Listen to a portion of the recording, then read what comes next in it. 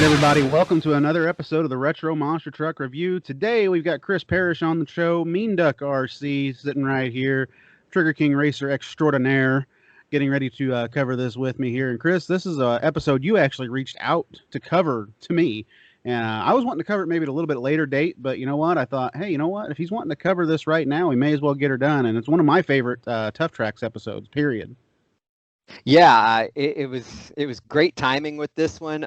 May have pushed it a little ahead on your schedule, but I just happened to be grazing by it. I've been watching some of my old Tough Tracks DVDs, and this one came up, and I kind of noticed, wow, this is a remarkable set of events right here, and a lot going on, and cool as this is some of the earlier broadcasts with Tough Tracks, so a lot's developing in the monster truck industry as this episode comes out.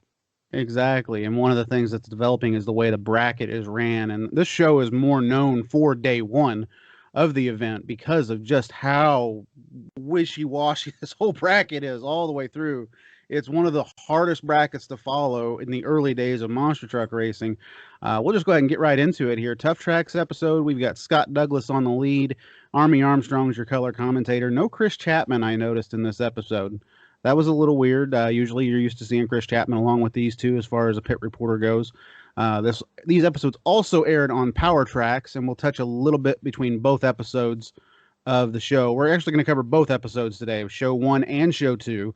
I watched Tough Tracks episode 1 and Power Tracks episode 2. You've watched both the Tough Tracks episodes, so I can kind of ding in here what might have been different between Power Tracks and Tough Tracks on show 2.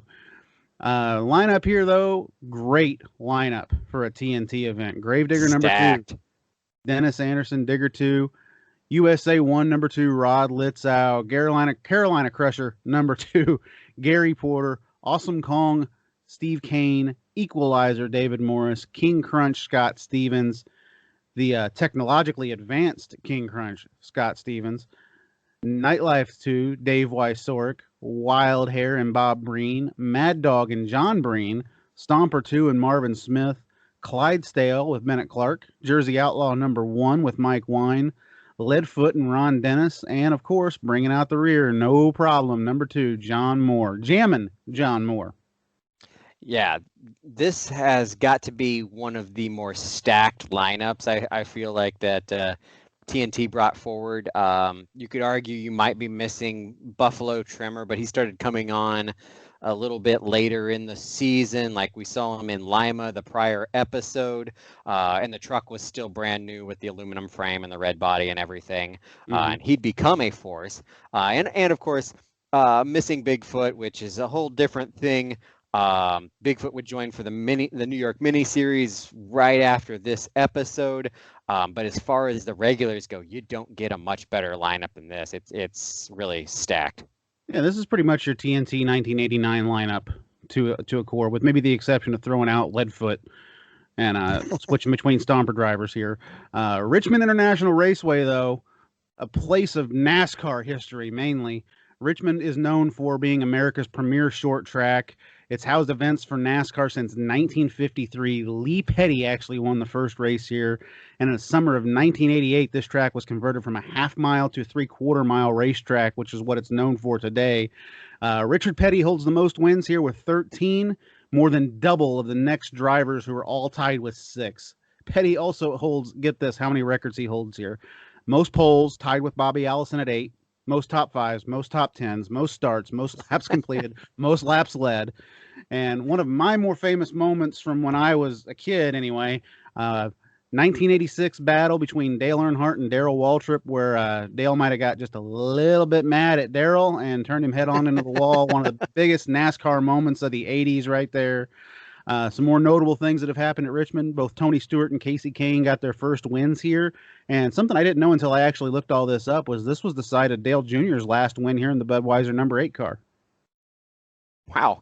I mean, I've always thought Richmond was a great speedway anyway, but even you're throwing out all this history here, and it's kind of amazing, a little overwhelming as well, which I think feeds into the fact that that's one of the reasons that this episode really stands out for me, because it's such an amazing venue for monster trucks. Oh, yeah. it creates a certain aura and has a certain notoriety when you think of everything that's gone on there in other motorsports. Oh, yeah. And in 1989 specifically, the races that were held there, Rusty Wallace sweeps both races en route to his first NASCAR, and actually first and only Cup Series championship. And for all us Earnhardt fans, we're smiling because he's still 6 behind Dale. Anyway, track explanation here. We got 5 cars, a long no man's land, and then a set of 10 cars with the finish line being at the very end of the last car. We're racing down the very narrow pit road here of Richmond International Raceway. If you're a NASCAR fan, you know how thin this pit road is. NASCAR's, it's perfect. Monster trucks, you got 2 trucks sitting on this track, 66-inch wide tires, 2 racing lanes sitting on this track. It's no wonder these trucks get very close to one another, and on the second day here, push it right over that wall. Yeah, this track is, the track itself is perfectly normal TNT. Like, it is exactly a TNT track. It's when you add in the outsides that really become an issue. It's that wall, and it wreaks havoc and plays on everybody's mind through tonight and tomorrow in the events, and it creates a lot of action directly and indirectly, I think. Now, I got to ask you, at the start of this broadcast, did you notice the same things that I noticed from Scott Douglas at the very beginning? I mean, I watched through this thing, and the first thing I thought was, well, as soon as we hit the intro theme, I thought, well, they've already told me everything that's going to happen in the show. Why do I need to watch Hey, this has been the Retro Monster Truck Review, everybody. This episode's over with. Hope you all enjoyed it. Watch the first 12 seconds and you get the whole idea. And I thought, wow, they spoiled almost everything. Couldn't believe that watching that back. And Tough Tracks is normally very good at not doing things like that. But in this episode, for some reason, Scott Douglas comes out and says the Gravedigger loses twice on a night in racing and ends up the champion. And he also says, let's see, the most exciting racing ever is spoiled in 30 seconds, as I put in my notes. We also see that pretty nasty equalizer rollover that we're going to see a little bit later. It's like, you just spoiled everything cool about the broadcast in the first 30 seconds of it. You don't normally see that in monster trucks. It wasn't even a teaser. Like, you expect them to tease some of this stuff. But no, they full on put everything out there. It's like putting the ending to the movie in the trailer. Exactly. And so I misspoke there. You do see, actually, I misspoke there. I meant to put in my notes today, I put that you do see this kind of often in monster truck events. At the beginning of the show, they'll spoil a little bit of things that you're going to see later in the show. I can remember it specifically in TNN events later on, where you would see the highlight of a Gravedigger freestyle as you're watching midway through the show, and you're still waiting for the actual stuff to happen here. As we go on a little bit, though, we get Gary Porter, who is being interviewed by Army Armstrong. Porter explains these walls are 3 foot high on either side. He's also, as he's talking, he seems, I'm seeming, excuse me, a little bit distracted because there's a crush car right behind him that just kind of made me chuckle. It's a crush car painted like a zebra in the left lane. And I don't know why, but I was like, I almost lost and zoned out what Gary was saying, because it's like, who painted that car to look like a zebra? But anyway, at least it was something he says, to be in a junk car set, unlike some of the other real classics that end up in the junkyard or in the car set. Porter continues saying that the drivers will have to be conscious of going in a straight line and being as straight as they can. And you know what? He's not wrong here with the way that this track is designed. Army runs down the favorites through tonight here, with USA 1 being obviously the favorite, honestly, horsepower-wise, because that truck probably had what I would say at least 200, maybe 300 more horsepower than most of the trucks in this field at this time. And the truck was just made to go straight line fast. I mean, exactly, made no planetaries, and it was narrow. I mean, it was ready to fly at this track. We get a quick little glimpse here of the brand new King Crunch Scott Stevens is debuting, that has onboard communications and driver and team communications. Let's be real, though. Driver and team communications isn't a new thing, but they preach it here like it's this brand new technology. NASCAR had been doing this for a number of years at this point. It's just basically, I think Scott Stevens like, it'd be cool if I could talk to my crew while I'm out there. And literally, I think the only advantage in monster truck racing, anyway, to having driver and team communication at this time is to tell him what's going on behind him as far as the engine. Is the motor letting go? Hey, go ahead. It's smoking a little bit, let out. That's about the only thing that I could think of. Is there anything else that you might be able to think of as far as having a team communication? That's most of what I would expect was the issue, was just some sight line in lining the trucks up, staging the trucks perhaps. I mean, you've got the starter, but just maneuvering the truck around is, I think, where you gain a lot there. And we see that today. I mean, in this case, they weren't running for more than about 8 seconds. And so there wasn't a whole lot of need for communication during a run. But I think the fact that they were bringing this over to monster trucks is why Army pushed it. And Army was really good at grabbing something kind of notable to monster trucks, even if it wasn't notable everywhere, and really pushing it up and drawing it up and making a point of it. And I think that's a lot of what he was doing here. He'd be curious to know, to hear from Scott Stevens, to know exactly how the onboard computer was working, because back then I wouldn't have had any clue. And well, there's actually an interview in day 2 of this event. I'll go ahead and get to it now so we can save a little time. Stevens actually says he's got a KTM computer in there that can show exactly when he's shifted, exactly where he's letting off the throttle. It's stuff that shows exactly what the truck is doing on the computer, so they can better tune and adjust the vehicle for what they need, for what they're running it on, basically. Which is a good thing to have even back in those days. I believe Bigfoot would later do that in the Penda series. They would have real-time computer systems on the truck so they could run back after each pass and be like, okay, this is where we're losing time, this is what we need to do, kind of thing, and help prep the drivers. Which, it's a good thing that Scott has this here, and I'm not knocking the computer system. I think it's a great idea. What I am going to knock is the communications is what they keep preaching on in later episodes here, and you're like, we get it. He can talk to his crew chief. I get it. But anyway, points going into this event here, we've got Equalizer at 257, Carolina Crusher at 239, Gravedigger 182, USA 1 at 146, Nightlife 127, Wild Hair at 122, Mad Dog 116, No Problem at 105, Stomper at 96, and Master of Disaster surprising in the top 10 here at 86. I think the points, it's kind of interesting because I don't remember when Chicago was, April maybe, and that was the first point series event of the season.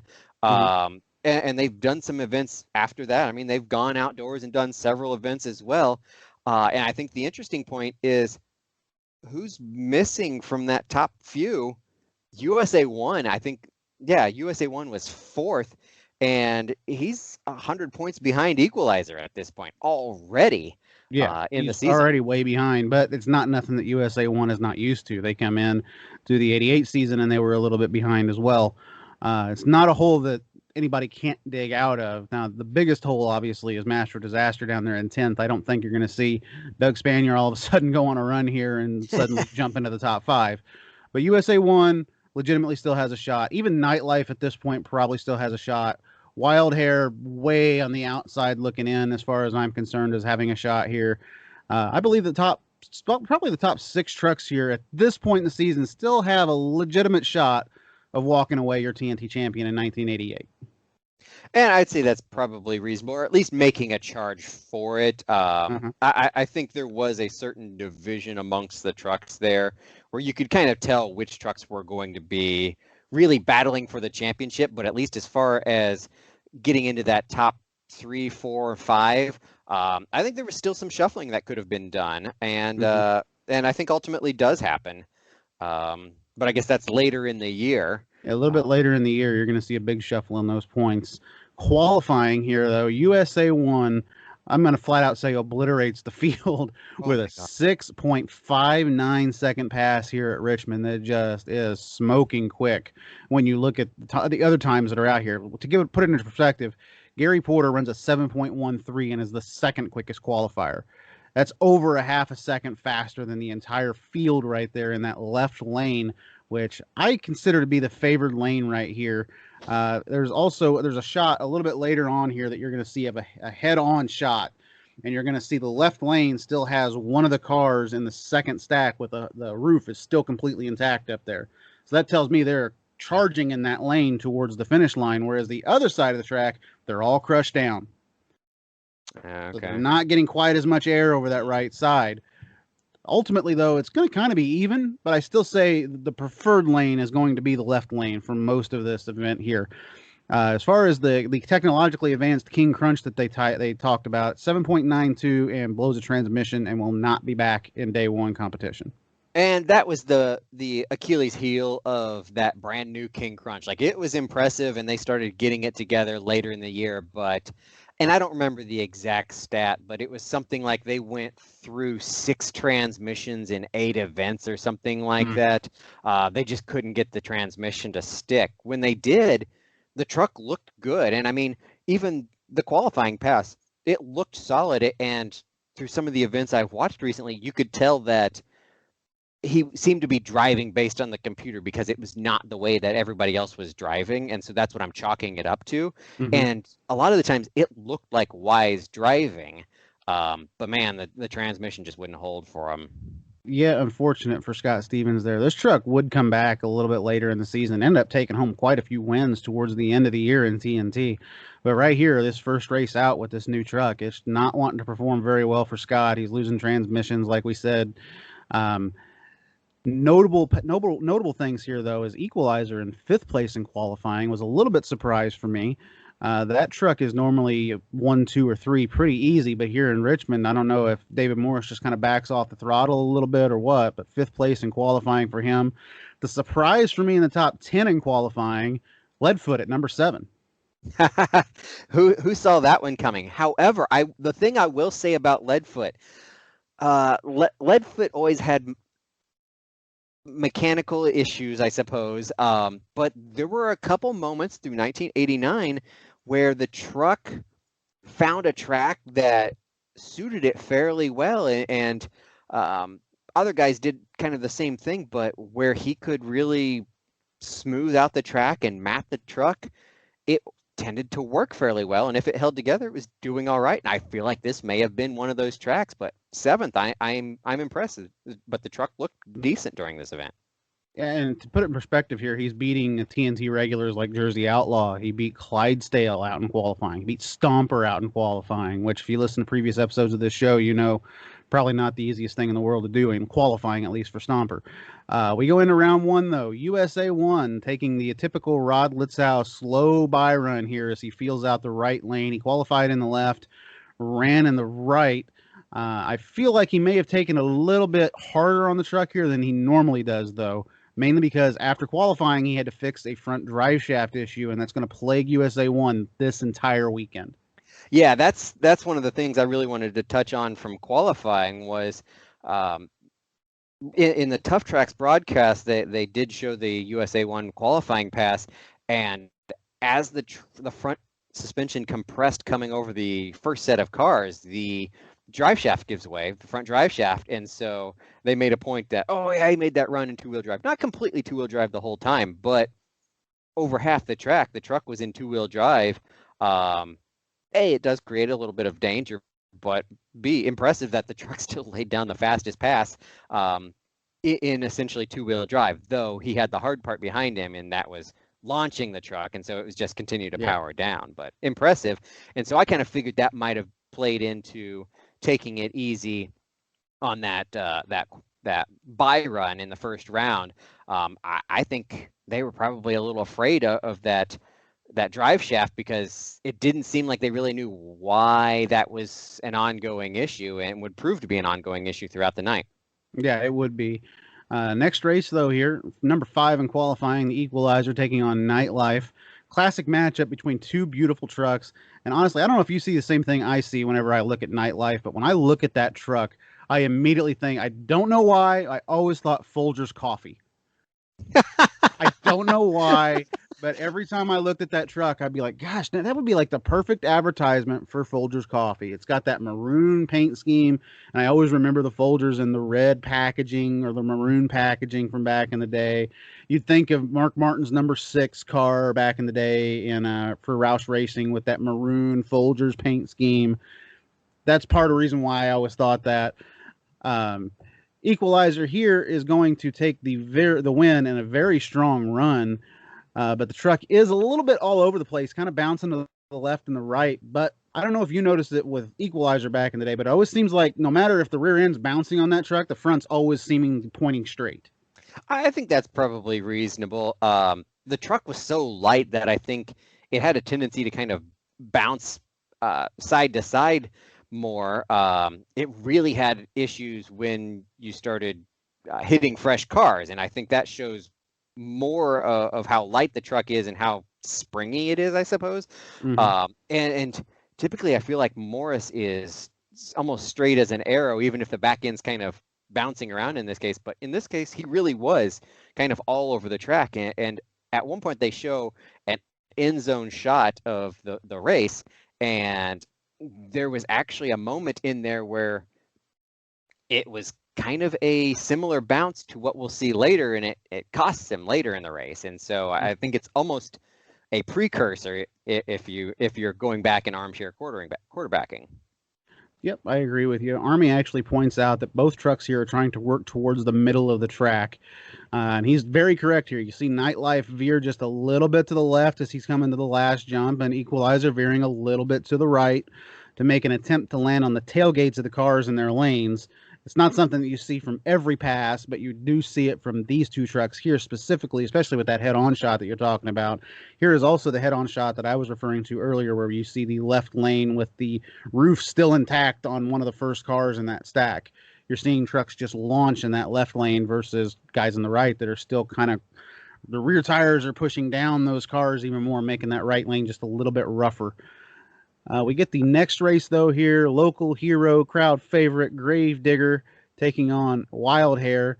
And I don't know about you. First time I ever watched this was years ago, and I just remember being absolutely floored at the result of this one. I think this event may have been one of my first tough tracks anyway, and so this was big to see.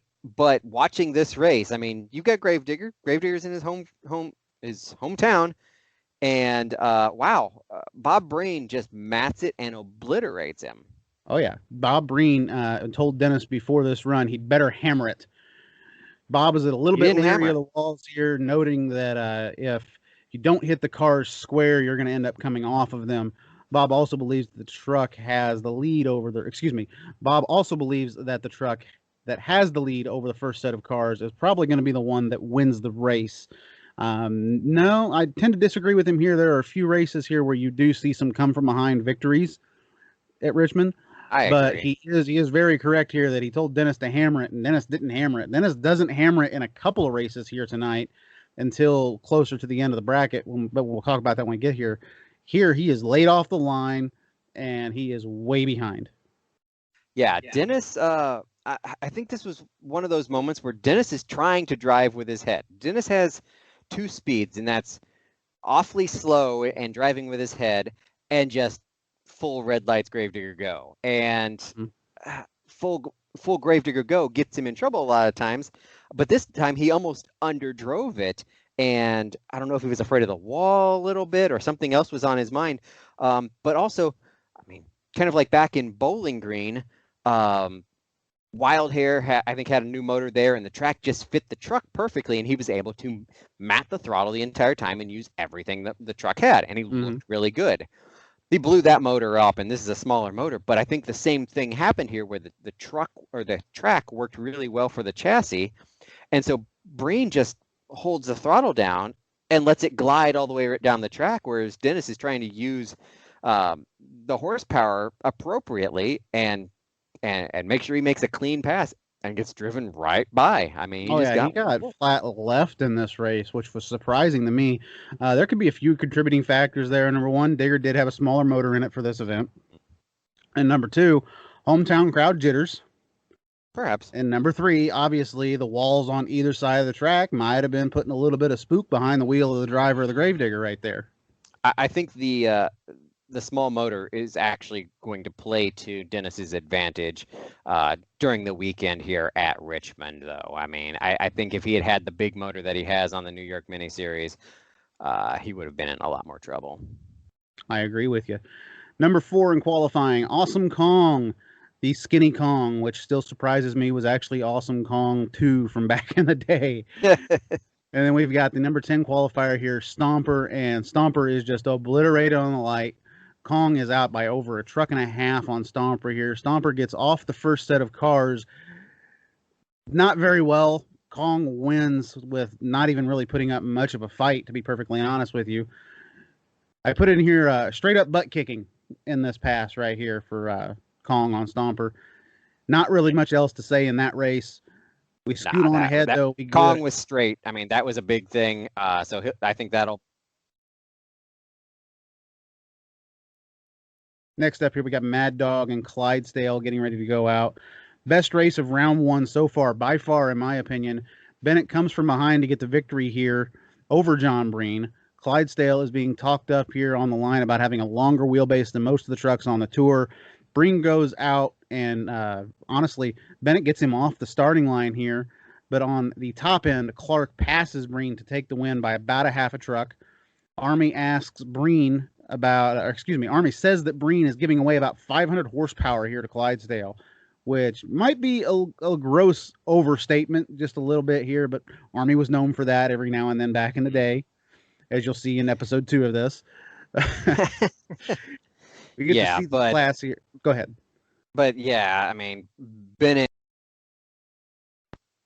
became known for his charges on the top end of the track, where again, I think he may have just been matting the motor and letting the truck eat, and it worked out for him. And because the truck was so long, it made it a little bit smoother, and he was able to drive right around Mad Dog. I think there may have been some horsepower advantage, but I'm sure that was slightly embellished in the broadcast. Yeah, Army says that he contributes the win to the longer wheelbase, which certainly is going to keep the truck and make it a little more stable on this track. If there is a 500 horsepower difference between both trucks, though, I'm pretty sure that 500 horsepower difference is going to win out every single time over a longer wheelbase of the truck. I'm just saying, don't hurt me in the comments to this. John Breen and Mad Dog always had the better equipment as far as the Breen Boys racing toys go. Mm-hmm. And the truck was supercharged. And so I just have a really hard time believing that Clark had 500 more horsepower. So I'll chalk that up to embellishment. If somebody wants to prove me wrong, I'm willing to listen and accept it as well. Oh, yeah, I'm willing to listen to. I'll stand right there with you, and we can argue back and forth. It'll be fun. Bring it on. Anyway, number 2 in qualifying, Carolina Crusher taking on the Jersey Outlaw here. Porter is interviewed in a picture-in-picture in 1989, which is kind of cool. You see Gary's face down there, and he's talking. Gary with a new motor coming in the near future. He says he also has some suspension updates that he's been making about every race that he competes in. The whole shot, though, goes to Gary Porter, and he honestly never looks back. You see Jersey Outlaw get pretty much left here as Gary goes on to take the win. Very close to hitting the wall, though, at the end of the track. The one time that Gary kind of looks a little out of shape here on this track, bounces off to the right, but he avoids it very well. Yeah, he's still Porter smooth. I mean, that's a trademark throughout his career. Porter was smooth. He was a little out of shape, and that looks a lot out of shape for Porter because the margin is so thin. Exactly. He's one of those guys that when he gets a little bit out of shape, you're like, oh, wow. Oh, I wasn't expecting that. You shouldn't You shouldn't be expecting that because Gary Porter is normally point A, point B, perfect driver. Yeah, and so Porter pretty much had this one from the start and went on to the win.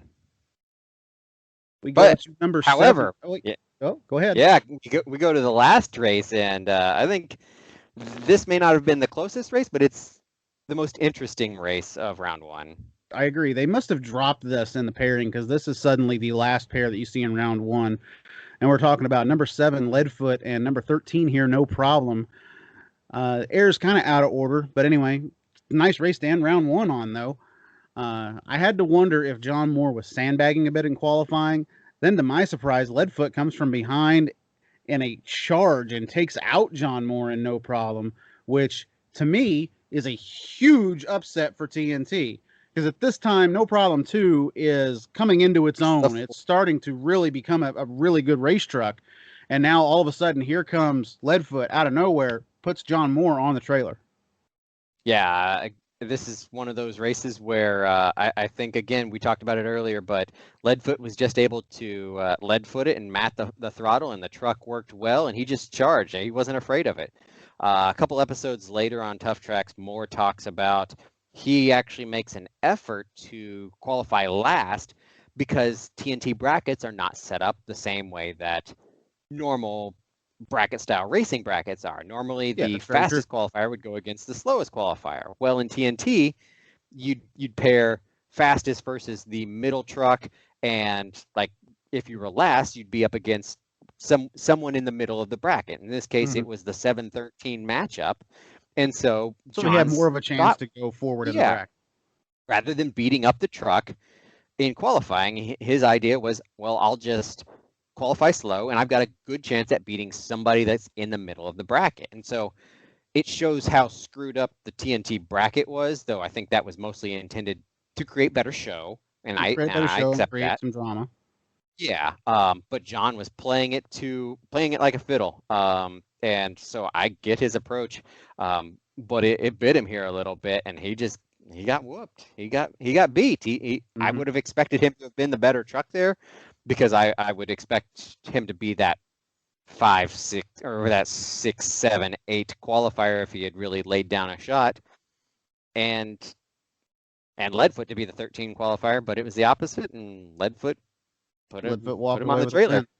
Yeah. But now we go into round 2, and here's where things start to get a little interesting. We're talking about Leadfoot. Well, guess what? On that pass, Leadfoot broke. Guess who else broke? Fair. Wild Hair. So Leadfoot breaks, Wild Hair breaks. So in this bracket, now we've got number 1, USA 1, taking on number 5, Equalizer. Then the two that were supposed to have matched up here, Leadfoot and Wild Hair, they're both broke. So who do they bring back? Gravedigger and Mad Dog. So Gravedigger is reborn, which he needed after that. Yeah, he needed that after that first race, and I mean, he didn't look bad. He just wasn't fast enough. He wasn't Dennis Anderson on that pass. No. Next race, Awesome Kong versus the legitimate fast loser, Nightlife. Then we have Carolina Crusher and Clydesdale, number 2 and number 12 there. The race that we're going to talk about, though, right here is probably the race of the evening, excitement-wise, and that is number 1, USA 1, and number 5, Equalizer, matchup of the night. That's going to be a big one. Neither one of these drivers can afford a loss here. USA 1, I said earlier, 4th in points. Equalizer leading the points. Litzau's trying to gain while Equalizer's trying to pad. Equalizer has a slight edge over the first set of cars, but in no man's land, that is Rod Litzau's playground in USA 1. He comes back on him. It gets close at the end of the cars. Equalizer barely nips out the win, and then we see what happens, and it's just a violent wreck for Equalizer. The left front actually hooks up underneath the vehicle and just rips completely off. You see hydraulic fluid and all sorts of fluid just leaking out of this front axle as this truck rolls over. The right side of the roll cage is just completely bent in. And the best thing that you see out of this is even before the truck has stopped moving, you see David Morris is already unbuckled and he's crawling out of the windshield. Yeah, I think this was kind of a un-David Morris-like run in Equalizer. I think he knew that USA 1 was going to be right there, and so he was going to have to give it more than he typically would. And so he was laying it down, and USA 1 was right there between the sets, and so David had to mat it, and so he got more air than you'd typically see out of Equalizer. Honestly, the truck usually managed to stay pretty low to the ground over the second set, and he launched it, and kind of like him in the first round, the truck was kind of the rear end was swaying around, and it bounced just right and kicked the rear end back the opposite direction. And you and I are both RC monster truck racer. It's kind of like when a SMT-10 hooks the one side and digs the wheel into the lower links, and flipped it right over, sheared the spindle off on that side, and then as it's rolling and cartwheeling, it breaks the knuckle on the other side, and you see that kind of flop down onto the inner portion of the wheel. I mean, And you're right. That cab is messed up. The truck took a hit, and it's impressive to see Morris climb out through the windshield like almost nothing happened. Probably a little bit dazed, but both trucks really had kind of a nose down wild ride there. But one thing I thought was really neat, and it shows a lot of character for David Morris. He gets out of the truck after this horrendous crash, and during the interview, he's concerned that his truck had hit rods while doing this cartwheel. I thought that was amazing. That shows, number one, the sport that David Morris is, and number two, how concerned he is of this track and how close that these lanes are. He's worried he about hit the other truck instead of the wall on the other side. Yeah, but this is kind of proving to be the night of rebirth for some of the major stars in the series. Gravedigger's coming back into round number 2. Equalizer's clearly not going to be back, so they're probably going to bring back USA 1 through all of this. And so Rod needs the points anyway, and so it continues to build drama as we go. Speaking of drama as we go here, Awesome Kong and the Fast Loser Nightlife. One thing I didn't touch on was during qualifying with Awesome Kong, when they show a little bit of a highlight, you can almost hear this motor kind of laying down in Awesome Kong. And in this pass right here, I believe that I can actually hear the motor saying, "Please God, no more. Oh, please God, no more." As that truck just bogs down in no man's land. And to my surprise, Nightlife goes on from Fast Loser land, beating Awesome Kong, who was the 4th quickest qualifier. Yeah, the thing about both of these trucks, I thought they made nice, smooth passes throughout the weekend. And so it would have been kind of cool to see them match up straight up. But yeah, Awesome Kong was clearly sick at this point. You could hear him spitting and sputter.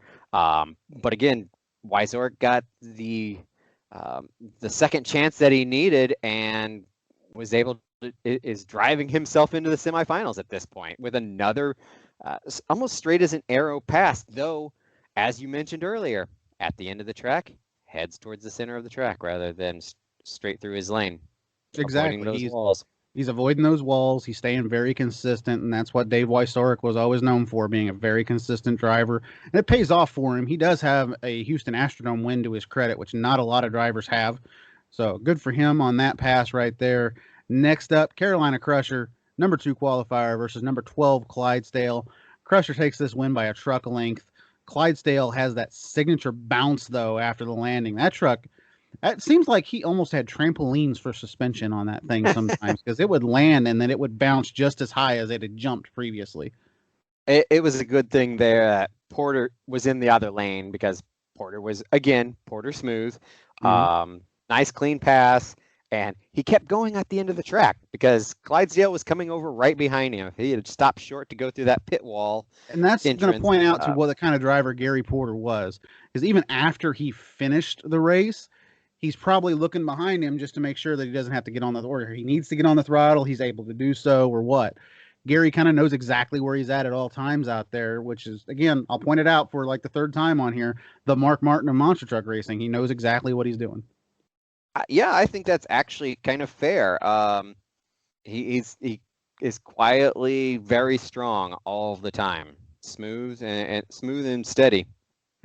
Smooth and steady always wins the race. I believe they have a saying out there like that. Anyway, here we go. This is interesting. Fast Loser versus Fast Loser. Gravedigger and battle. Somebody's got to win. Exactly. And the way I wrote it in here in the notes is the Anderson v. Breen, the sequel, except we've recast Bob for John. John gets the whole shot here on Dennis, which is surprising yet again. Dennis not off the line as fast as he probably should be. Digger then pulls even with him in no man's land and appears to have just hit the afterburner. Breen gets out of shape. Digger zooms past him in no man's land here. This is a Gravedigger pass. Because Dennis lands in between those cars, and he is just gone. Dennis looked really good on this pass. And you say it's a Gravedigger pass, but I'm only going to give it 75, maybe 80%, because he was really thinking with his head over that first set of cars and trying to get smoothly off of them rather than just trying to flat clear them like sometimes he did, and it would kick the truck out of shape. This case, Well, you could he kind argue of that as the pogoed. first half of the track that he took it a little easy, but that second half, Oh yeah. Once he landed, he was smooth and he let her rip. And I think that's what Dennis might have seen a lot more success if he had done that more often. But that wasn't always Dennis's thing. But he sold a lot of T-shirts. But tonight he seems to have this track down, and it's starting to look really good as we start to head to the semifinals. So Final Four coming up. But something else I wanted to note on about this Tough Tracks episode. We're Monster Truck guys. Mhm. But I want to go ahead and give a shout to the polling on this, because I think both of these Richmond episodes, they put together two tremendous episodes all together, and that includes the polling. Night one, they were talking about, they were showing off Fisherville, Virginia, with two-wheel drive modifieds, and they had, I mean, polling usually bores me to tears, honestly, but they had a great show, lots of full polls and lots of drama. It was highly entertaining to watch, and kind of all the stars from the time, kind of like the same way that Richmond was all the stars of TNT on the Monster Truck side. This Fishersville event was kind of the same thing for two-wheel drive polling, and the drama came through, and it was entertaining. So a nice add-on to the Tough Tracks program. Yep, I'll agree with you. I haven't watched it in a while, but I do recall some of the things that you're speaking of there as far as the pulling goes. I always like the two-wheel drive class and pulling more anyway than the four-wheel drive class. You would see a little bit of different driving style in the two-wheel drive than you would the four-wheel drive, where four-wheel drive they would just mat it. And for two-wheel drive, you couldn't mat it because you'd start lifting the front end up off the ground. Yeah, and this event that was featured here, actually, there was a run. I think it was Spike, the yellow S10. That truck's run from this event actually ended up in the Tough Tracks theme song, where the body's all shaking around, because he had a wild ride here. And so if you're at all a polling fan, or even if you're not, check out the Tough Tracks episode from Richmond 1. All of it. Oh yeah. Speaking of Tough Tracks, though, we'll get back here to the Monster Trucks. Dennis is interviewed by Army. And due to a technicality, he's back into this. He's got a big smile on his face, though, here for Dennis Anderson. I mean, he's grinning from ear to ear. He explains that he was piddling around and back in the pits, had his driving suit off and everything, and then TNT officials busted in and said, hey, get ready to race. Truck felt good for Dennis on that last pass. He admits he wasn't paying attention to the lights, and it showed glaringly that he was not paying attention. Army, though, finishes it off with another kind of classic Army line here. You're from Virginia. We're in Virginia. Is this Virginia's night tonight? And Dennis says, I hope it is. It needs to be my night.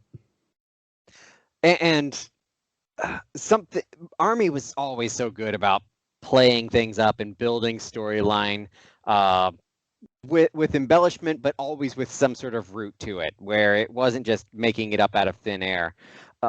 Something else that I think is interesting, that this weekend is really the first time that I started noticing where Army, I'm crediting Army with this, but this is where they really start playing up Gravedigger's headlights and the significance of them.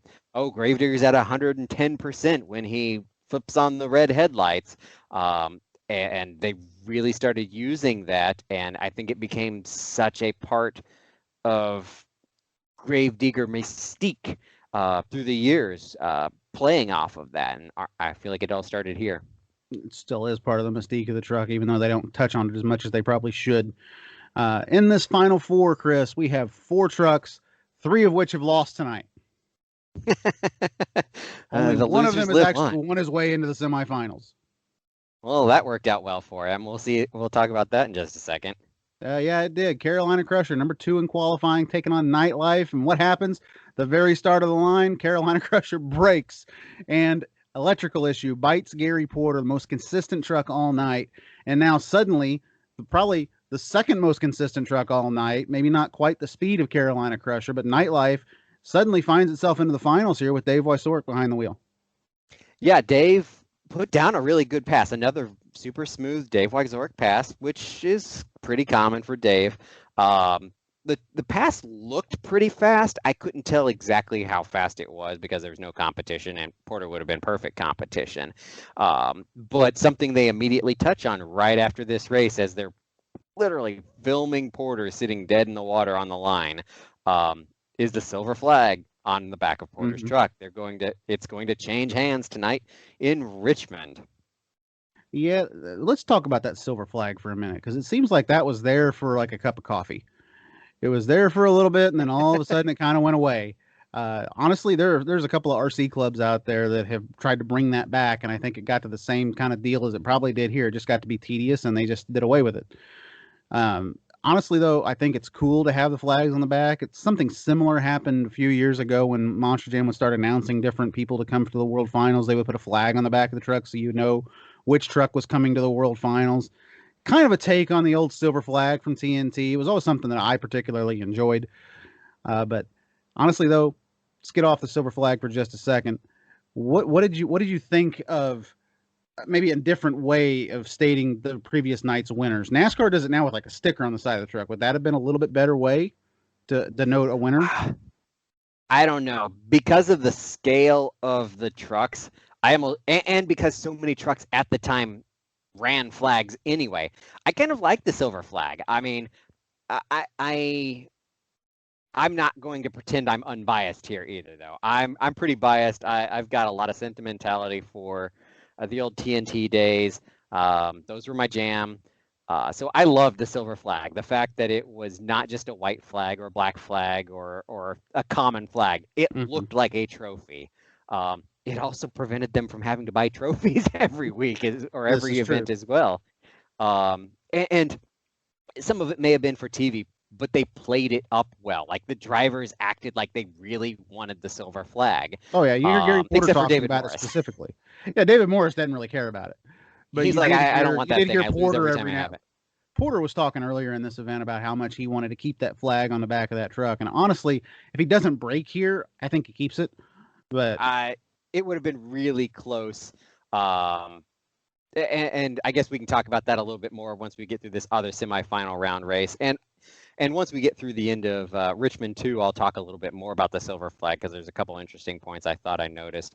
But moving on to the second race, oh baby, this ought to be a really big battle on paper. I mean, you've got Gravedigger back from anytime that white truck and that black and green truck were on the line, it was something to behold. You've got Rod Litzow, who would affectionately be known as Flipper, taking on a guy who would probably eventually take on that mantle.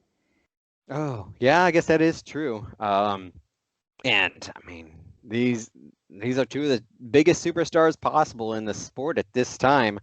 And you just expect this one to be a battle. And I think it lived up to expectation, really. Oh, it definitely lived up to it. We see some of the crew under USA 1 here making some last-minute adjustments. This 5-minute clock has started here, and if you don't know what that rule is, that basically means that if your competitor pulls to the line and is waiting on you, you have 5 minutes to get your truck prepared out to the line and settled to race, or they're going to bring somebody back in your place. And right here, USA 1 makes it to the line. We get a battle of number 3 and number 4 in points right here. Dennis is definitely paying attention to the lights now. I can say that because he and Rod leave at the same exact time. The better bounce, though, over the cars goes to the left lane in USA 1. And he pulls ahead going to that final set. And then you hear in the middle of no man's land, all of a sudden, that Gravedigger horsepower kicks in. You hear that truck literally come alive in no man's land. And something that you didn't see very often from other trucks, unless it was maybe a Gravedigger or Bigfoot back in the day, was somebody catching USA 1 in no man's land. And that's what happens here. Dennis catches up to USA 1, but doesn't quite get him at the line. Not quite. But I don't know if you noticed it while you were watching. It's pretty subtle, but kind of the same thing that happened in qualifying. As he comes off that first set of cars, USA 1, you start to see sparks, and that drive shaft starts to let go again. Mm-hmm. And it does let go all the way. He hits that second obstacle with two-wheel drive, and I don't know if that contributed to the weird bounce, but he had a really odd kind of wheelie bounce as he landed on the last car, kind of in a nosedive there, and it kicked the truck up. But more importantly, Dennis was right there, but sometimes you lose the battle, but he's going to win the war here because USA 1, he tore that drive shaft in half, and it went straight through the transmission oil pan this time. Exactly. And at this time, there is no coming back from that between rounds. They've got to do all kinds of work to try to get that truck fixed before the next round. And I don't think TNT is going to say, you know what, go ahead and run it. Yeah. I mean, this is where they were pretty particular about the drivetrain, and that would continue to be issues later into the early 90s as well. But they were pretty specific about keeping the trucks in four-wheel drive, and so that would present a second opportunity for resurrection for Gravedigger. Yep, he's got one foot in the grave and the other on the gas on this evening. We get a quick cut here to another nice, smiling Dennis Anderson. And Army says that he just ran over there and said he's losing his way to the final. He's correct. Dennis has basically lost twice tonight. He's got one win. And if I remember correctly, he's going to go 2-2 on the night here, because when we get to the final, Gravedigger, number 3 in qualifying, taking on number 11, Nightlife, both fast losers. One advanced because of the brake rule twice now, and the other is a fast loser, period. He's only lost one race on the evening, and he's made his way to the final here, some would argue legitimately. Here's something that you're not going to say in 1989. Gravedigger got to the final round by being the most consistent truck the entire night. No breakage for the Gravedigger in the field that was plagued with it. It was like all the gremlins, because it was close to Dennis's home, hopped out of that truck and went elsewhere for the evening. Yeah, I give Dennis a lot of credit on this one. I will pick on him for overdriving the truck often, but this is not one of those nights. He had some fortunate circumstances come his way, but he looked really good on the track no matter what. Even when he lost, he still looked pretty good. He was super smooth. There was just the one time he forgot to push the pedal, and he did not forget to push the pedal. Well, against USA 1, that was just a throwdown. That's okay. Not USA 1. I'm talking about both the Breen boys. He was really slow off the line. Oh, yeah. But he comes to the line against Nightlife, and Dave's been really consistent all night. But you talked about the left lane being the favored lane, but Waxoric lines up in the left lane, Dennis in the right lane, and Dennis knew where the pedal was and still looked super smooth. Yep, I agree 100% here. One thing you hear from Army right before they actually go, look at those beady red lights, the Gravediggers in town, reminding us that this is Dennis's, at the time, hometown, Chesapeake, Virginia, and he's here in Richmond, just an hour and a half down the road. Not a pretty run for Dennis. The truck launches a bit to the right, and he has to correct in no man's land. Meanwhile, Dave Lysoric is running him down in the left lane. Dennis has had over a truck length lead that by the finish line is chopped to about a half a truck in this victory. Very smooth pass for Wysoric, but just he got out horsepowered here by Dennis Anderson's Gravedigger. Yeah, I mean, Dennis drove it to the finish line, looked good, went to victory circle, which is good for Dennis. And that provides a cameo opportunity for Mr. Adam Anderson, I believe. Yep, it's Adam. Adam's being held here by Dennis in the little victory interview. Says, well, Dennis Anderson, kind of like the Phoenix coming back from the grave on that one, didn't you? Great line by Army. I love it when he says stuff like that and makes those analogies. Oh, yeah. Army-isms. The Army-isms. Gotta love them. We've been sweating out here all night. I lost my way to the finals. I was messing around getting the truck ready for tomorrow's event, and then TNT came and told me I was back up on deck. I stood a chance of getting to the finals, and I did it. Dave gave you an awfully good run, though, Army replied back to him. And Dennis said, yeah, he did. You can never underestimate Dave. He may look lazy sometimes, but, buddy, he'll get you on the other end, referring to the truck's top-end speed, which this truck always kind of was similar to Clydesdale. It had top-end speed on it. It just was kind of slow out of the hole. Yeah. Nightlife was a great truck, and if anybody's met Dave Waxoric, he's just one of the nicest guys ever in the sport anyway. But yeah, he was right there, just not quite enough. But Dave was always good. Oh yeah, Dave was always smooth and consistent. One thing that still makes me chuckle is, excuse me, son, who's the best monster truck in the world? And you hear this long pause right before Adam finally replies, Gravedigger. Right. I've never been a big fan of asking children questions on TV, and You that's know, I another one didn't of those learn that good until I actually started working with Monster Jam. That I was like, you know what? Maybe it's not the wisest thing in the world sometimes to just ask the smallest kid in the world the question, because you're not going to necessarily get the cute little reply that you're looking for sometimes. But hey, Adam was on it right here. He remember what truck his dad drove. Right. Right. Had to think about it, but he remembered. Exactly. Points after night one: Equalizer 267, Carolina Crusher 255, closing the gap. Gravedigger with 201, USA 1 at 163, Nightlife at 144, Wild Hair 127, Mad Dog 121, No Problem at 108, Stomper with 99, almost there to the 100. And then we got Master Disaster sticking in at 86, not at this event.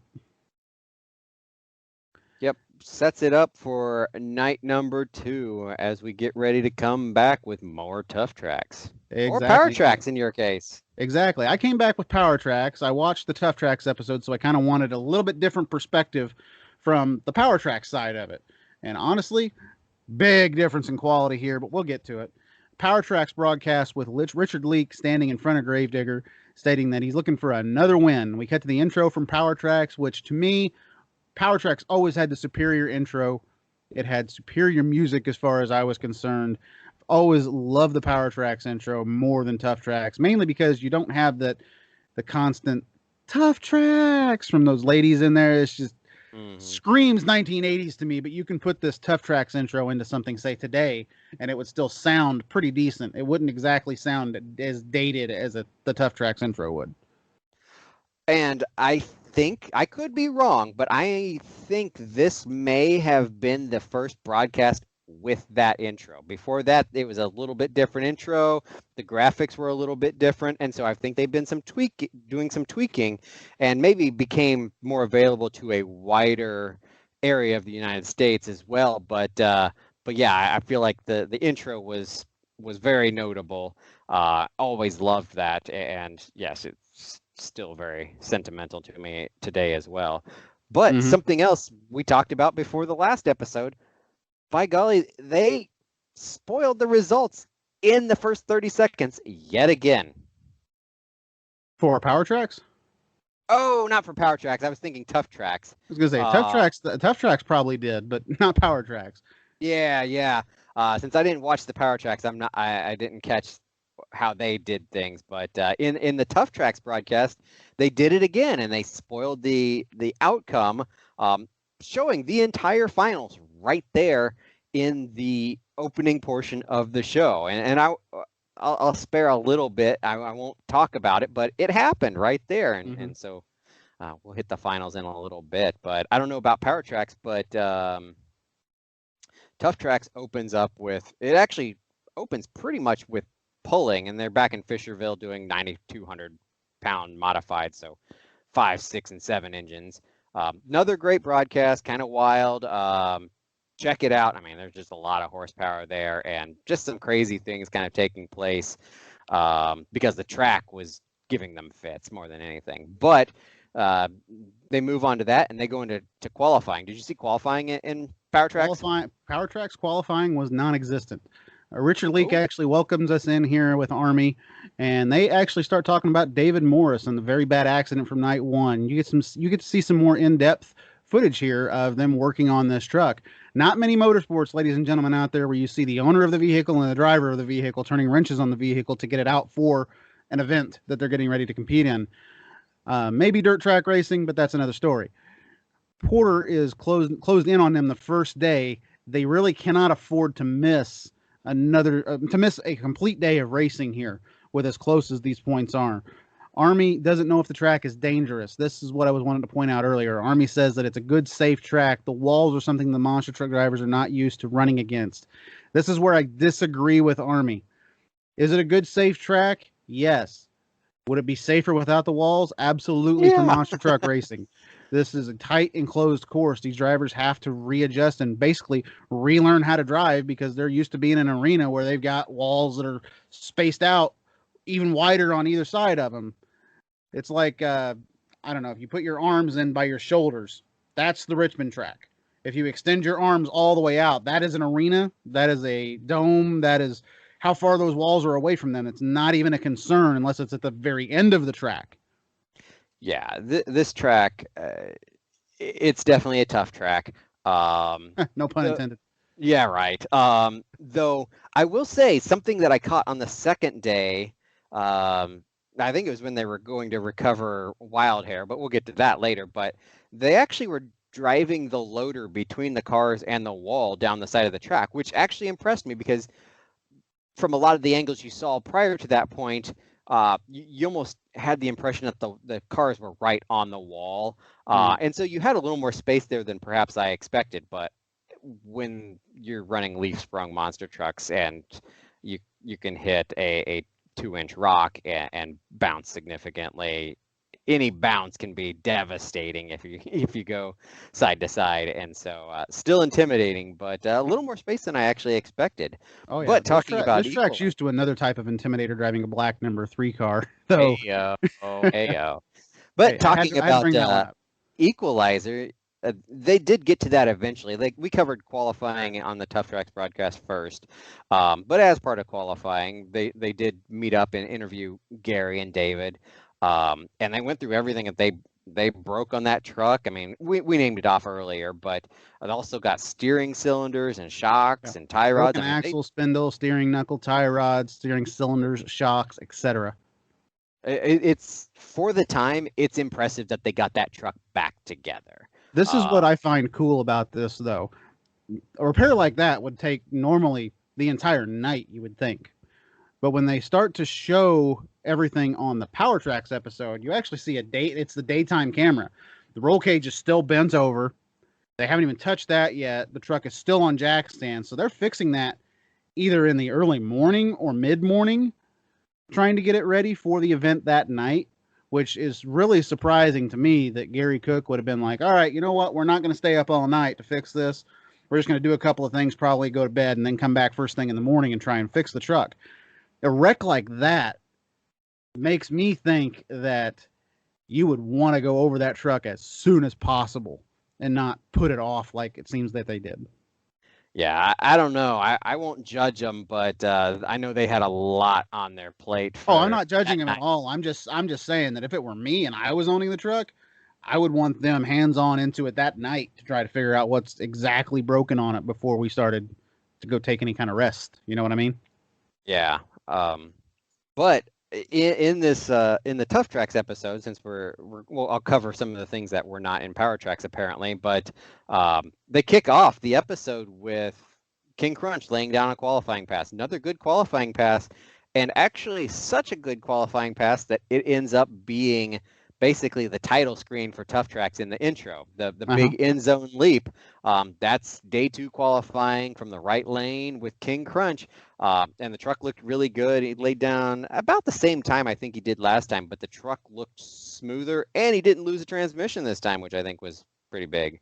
Yep, he actually qualifies number 3 here, which is not surprising for this King Crunch. This King Crunch is going to come on later in this season and be really a force to be reckoned with before the end of the season. Right now, they're still in the testing phases with it. But hey, number 3 with this lineup, not a bad deal for Scott Stevens right now. 13 trucks, 1 fast loser going in round 2. But if you watch night before, you're probably expecting more. Yeah, Equalizer comes out and qualifies as well, and the truck is just looking ragged, but it looks ragged, but he actually has it's a bouncy pass, but at least he gets from point A to point B fairly quickly. Yeah, it looked. I was impressed that he gave it as much as he did, and he felt the truck out. It was rough, but he got there, and so I think that was a lot of the significance in qualifying. They show Porter, and Porter looks good, not surprising, smooth like he did before. But yeah, I think that that probably covers a lot of the differences, and I think adding the pulling in will probably add another amount of time. And so once we get past qualifying, I think we probably will even out the 2 different broadcasts. Yeah, pretty much we did here. One thing that I will say is Power Tracks does show a slow motion video of Equalizer's crash here, which honestly, as many times as this has been played, this slow motion video could have been left out. Power Tracks is a half-hour broadcast. Tough Tracks is an hour-long broadcast. So replay of this of something they've already shown multiple times is not necessary, but they show it here in a very slow motion with Gary Cook talking in the background about how many parts were broken. Could have easily done that earlier when they were showing the truck being prepared. That's just my opinion.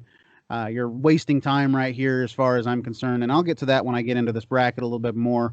Army, it almost jokingly asked, though, it's kind of funny to me, after he lists all those parts that are broken, he goes, other than that, truck's fine, right? We fixed it, so it's a whole new truck, but yeah, otherwise it's all right. Oh, yeah. We get to round one here. Gary Porter, your number one qualifier. And honestly, surprising to me, Gary Porter does not hold back. He really pushes it in the right lane here. Quick pass from Porter as Richard Leake runs through the rest of the field. And this was something that Power Tracks always did when they would broadcast an event. You would see the quick qualifying pass, or excuse me, the buy run for the quick qualifier. And then you would see each race highlighted in yellow on the screen over the pass as an overlay. And I really enjoyed that. I think it's a lot. I don't know. Actually, you know what? I take that back. I enjoy it, but I still think the Tough Tracks is a little bit cleaner when they do it because they show you the entire bracket with the lines and how it's going to work out all the way through. Whereas Power Tracks is just like, here is this guy versus this guy. It's just using the amount of time that they've got. And so I think it was a good way to use the resources they had, still showing you the fast qualifier run while running down through the bracket. And so I thought it was good use, but not as clean, but not as much time available either. Yep. One thing that we didn't touch on yet that I had completely forgot about was USA 1's pass. USA 1 probably has the quick time here. When you look back at this is probably the quick time pass. The problem that we have, though, is USA 1, a piece of the rear drive shaft falls out of the vehicle. They pull it back to the pits with the rear drive shaft flopping around. More drivetrain issues. And this one, they're not going to come back from. They probably, honestly, at this point, used every single drive shaft part that they had available to them at the time on that one to try and fix it. I'm kind of curious where all the drive shaft issues came from, because prior to this, I don't recall seeing a whole lot of driveline issues along those lines in the prior events of the season, and even afterwards, I don't recall a whole lot of driveline issues. So it just seemed like this one event, they were just shedding drive shafts everywhere. But night one, it seems like they were shedding front drive shafts. Night two, it was the rear that bit them. Yeah. And I don't know if they had enough, like I said, enough parts in the back to try to get the truck fixed yet again to come back later in this bracket. They did, obviously something was wrong because they did not make it back out here, and Gary Porter is your number one qualifier. Yeah, that further puts USA 1 behind the 8-ball since he won't make it back now, and he's losing more points to all the top competitors that are here tonight, including Equalizer that is coming back. Is somebody that he needs to gain on. Yeah. So more hurting for USA 1. But moving on to the second race, go ahead. Yep, we got number 5 Wild Hair and Stomper at number 11. Both trucks, according to the announcers, are equal on horsepower here. Not sure if I believe that. I think Stomper may have had more horsepower.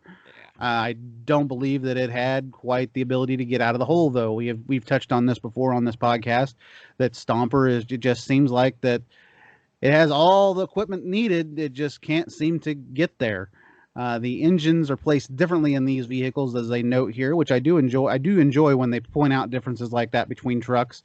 Wild Hair's engine is located behind the driver, while Stomper is located in your stock engine bay in the front of the truck. Both trucks running supercharged big block Chevrolets here, but Wild Hair flat out smokes Stomper on the pass. Breen gets probably one of his better performances right here on this pass, makes a very smooth, clean pass in that left lane. Stomper dies on the second set of cars with, surprise, surprise from Stomper, yet another broken transmission. Yeah, actually, I was kind of drawing a parallel between night 1 and night 2 on this race with Bob Breen, and it looked a lot like his win over Gravedigger, at least until Stomper died. But Bob looked like almost identical runs. He had the hammer down, and the truck was just settling perfectly, and he flew it. I mean, he looked good. I mean, it'll come back and bite him later, but he looked good yet again in this race, and yeah, he looked really good in the left lane. It's the right lane that he's going to be concerned about later. Yeah. But moving on to the third race. We get something cool here in this third race on Power Tracks. number 7 Equalizer, and number 13 Mad Dog. And we get something that Richard Leake was extremely good at back in the day. Dangerous David Morris is racing despite this violent crash here. He was extremely good at coming up with nicknames for drivers. Army was good at it too, but I really like his the Dangerous David Morris call right here, especially after what David had just went through the previous night. I do have to address something that bugs me in this broadcast. He refers to the violent crash that he went through a week ago. I hated when they did that, and they did it for years, the whole time. I know it's the next week's episode that's airing today, but they don't have to talk about last week. To me, that just puts every bit of work that they put in on Equalizer to get it prepared for the event. Yeah. It just makes it seem meaningless. Like, oh, they had like 7 days to get this truck prepared. No, they didn't. They literally had 24 hours to get this truck ready for the next race. And it bugs me to this day that there are some broadcasts out there that do this. We know this is a taped broadcast. Yeah, I wish they had used a less time definitive descriptor there. I know I would typically use something less defined, like last time or in the last event, where it's a reference to a event, a moment, not to a specific time or time frame. And so I think that does provide an injustice, which is disappointing, but it is something that continued throughout the series. But you were kind of touching on something that I also thought was interesting. This is where we've got Scott Douglas and Richard Leake kind of going head to head in different broadcasts. Army's kind of the common denominator, but you've got Douglas on Tough Tracks, but Leake was at the same event and he was doing Power Tracks, covering the same event, which I thought was kind of wild. Yeah, this is the weirdest thing you could possibly have ever happen in monster truck racing. You have Richmond, Virginia, 1989. You have Tough Tracks broadcasting both day 1 and day 2. You have Power Tracks broadcasting both day 1 and day 2. You have a common denominator in the color commentator for both broadcasts. The only thing that's really different here is number 1, Scott Douglas. The name of the program is number 2. And number 3 is maybe some camera angles have changed. And I'll take that back. Number 4 is broadcast quality as well. Yeah, production quality. Yeah, I get that. And I always liked Richard Leake. I know some people didn't care for his style as much, but I enjoyed the color that he brought to the broadcast. He was more professional about everything that he would say. Even though he would come up with some really good nicknames for the drivers, like Dangerous David Morris, One Run Anderson, Jammin' John Moore. They all fit those drivers very well, and there's a reason that we remember them. Yeah. It was just interesting seeing both commentators working at the same time, and nothing against Douglas. Obviously, Douglas is one of the goats in monster truck announcing. He's one of the greats. But I always did appreciate Leake as well, and so interesting to see the two different styles taking place here. Oh yeah, they're very interesting to see both styles, and honestly, I really like both episodes of both Tough Tracks and Power Tracks here. But to get back into the actual racing bracket here, we get a cool shot. I thought it was cool anyway, of Equalizer and Mad Dog from behind on Power Tracks. It looks like both trucks are sitting on the line, and you see the sunset in the background. It's almost silhouetting the trucks on the track. It's like an art painting. Like Bob Ross had just painted this awesome paint job of both of these trucks just sitting here on the line. The only thing was missing was a couple little happy trees or something like that. But we had a Christmas tree in there, so I guess that works. Anyway, the backside of Equalizer is the only part that wasn't bent up, so they had to show that. Yeah, that was probably it. They just wanted to show the backside of Equalizer because, in all honesty, it's a pretty good looking backside. Anyway, John Breen backs off here a little bit in no man's land, but it's a very smooth pass for David Morris here, handing the win over to Dangerous David Morris. David is interviewed here. He says, I made my qualifying pass. I think the truck's working really good, just as it was before the rollover. And if anything is evident here, he proves that it does in this pass here. He's not going up against a slouch here in Mad Dog. No, and the truck was smooth and straight, though he didn't get as much air as he did the night previous, but the truck, it showed that, hey, this truck, you better watch out. When Equalizer was in my opinion, Equalizer was very dangerous when it was low and slow, when it was low to the cars and could just keep the power to the ground. And that's exactly what this pass was right here. That's exactly why the dangerous David Morris fits, because it's something that you're not expecting from some monster trucks at the time. You're expecting to see giant air, and here's Equalizer coming out here and running a very smooth pass like this to advance to the next round. Yeah. Yep. David cruised into the second round. Yep. Army asked David if he was a little nervous out there on the track after that violent flip that he went through. I know you thrashed on it, but you had to buckle into the seat for the first time. What went through your mind when you got back into the truck? First thing that went back into my mind was landing and being sure that I was on the throttle. I felt like last night's roll was just a failure in equipment. I think the tie rod broke and one of the wheels let go and it ripped it off the truck and just sent it into a roll. I think it was a combination of both his right foot and the equipment giving way on that rollover, because like you had said previously, he had launched that truck probably harder than it had been launched that entire night at that point, and he didn't know how the cars were going to throw him off at that point.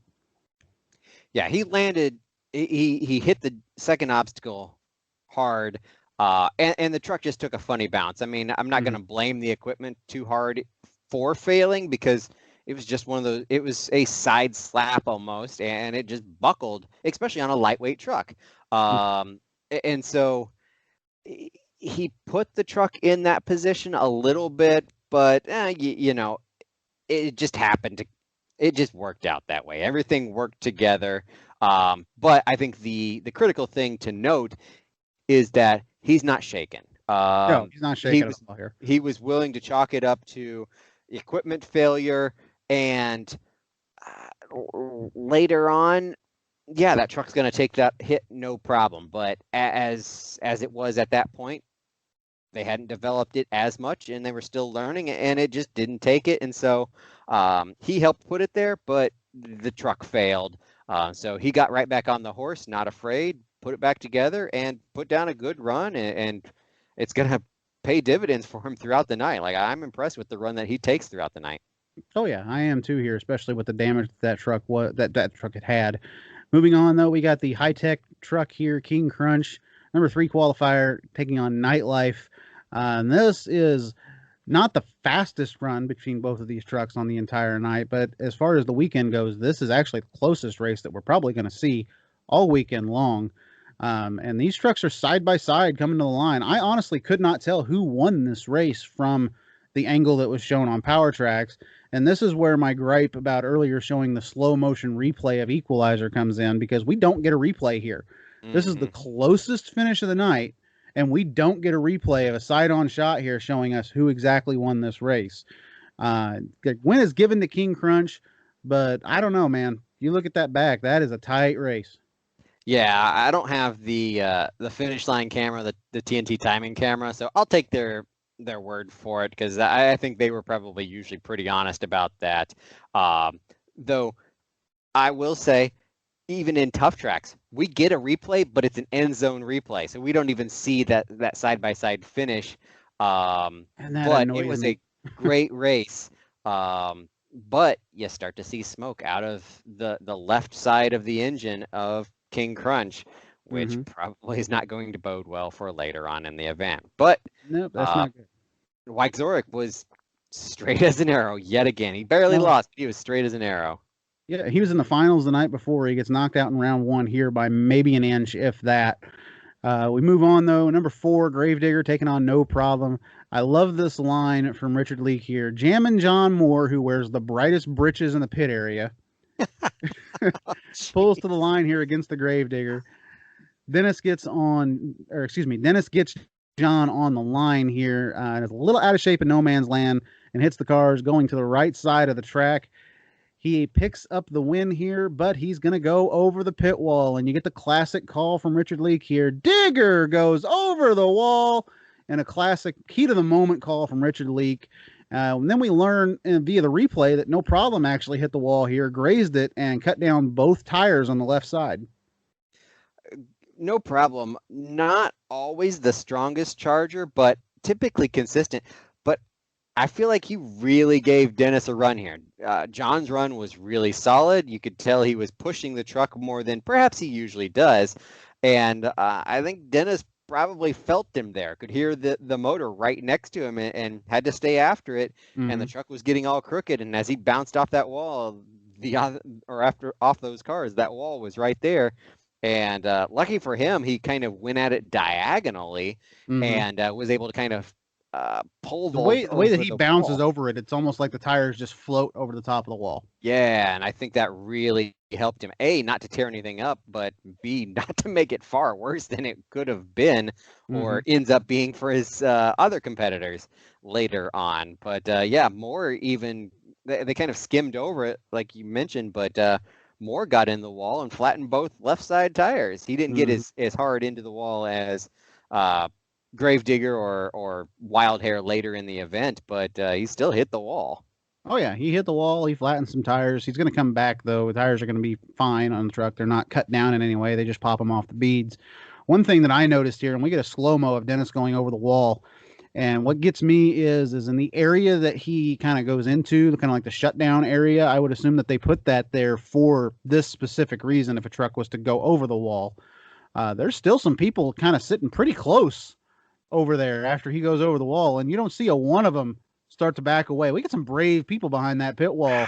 People back in the day were crazy. They I don't know. I assume it was mostly just ignorance. And I mean, the trucks were often moving so much slower, but wow, guys, they would just camp out. Oh, well, I mean, I still had another 3 feet before the truck hit me. Exactly. But Dennis went over that wall. He landed on the other side of that wall, and I don't know if you noticed, but he was on the binders hard as soon as he knew he was off that wall. He's on the brakes really hard here. And Army, in the interview, Dennis, you know they put these walls up to keep people out of the pit area, right? I thought it was funny, but honestly, Army 3 foot tall. Yeah, that was pretty good. Yeah. Anyway, it was a good little joke by Army. Dennis's walls aren't point in this this series. Army is definitely on point here. Yeah. Walls aren't very tall for these big monsters. I was afraid that if I crammed on the brakes, I'd flip over, so I just dove for the wall, which he's right. If you look at how out of shape Digger is right here, the truck's kind of launching like this, going towards that wall. If he hits the brakes at that point and he's in the wall as he hits the brakes, you're maybe going end over end. You're maybe going over sideways, rolling over that wall. So it's a good thing he stayed on the throttle here and was able to just kind of glide right over the top of the wall. That is something I like that we did see in the old TNT broadcast that we haven't always seen in the monster truck industry in broadcasts throughout the years. But the interviews really played a part, and you got real information out of it. Like, it felt like you were getting something. It wasn't canned. It wasn't too short. It actually, it wasn't a terrible question by the interviewer. It was something that we actually got something out of in the broadcast. And that was kind of a consistency, and I think it helped round the broadcast out and create personas for all these drivers as well. Exactly. Speaking of personas here, another Richard Leak line that makes me kind of chuckle. We get number 6 in qualifying, Leadfoot. That's right, number 6. It beat Equalizer, taking on number 12, Clydesdale, the pretty in pink truck, as he calls it. I chuckle at that line because now all I can think of is a teen comedy. Yeah, Richard Leak shining through there once again. Wow. He takes on Ron Dennis and Leadfoot here. Leadfoot had some pretty good qualifying passes here in Richmond. Like I said, number 6 on day 2, 7 on day 1. He was in the top half of the field twice, which is something you never really got ever to see out of Leadfoot and Ron Dennis here. Ron has a shot to win this race, but halfway down in no man's land, the truck just starts bouncing to the right, and you can see him getting hard on the brakes. And as he's getting hard on the brakes, that front end just keeps... It's almost like it's dribbling a basketball. Yeah, that was Leadfoot. That was Leadfoot for you right there. I mean, summing it up. And lucky he got on the binders where he did, because otherwise he was about to hit Clydesdale as he's launching off that second. Clydesdale would have had Texas Stadium event all over again right there. Or all before again.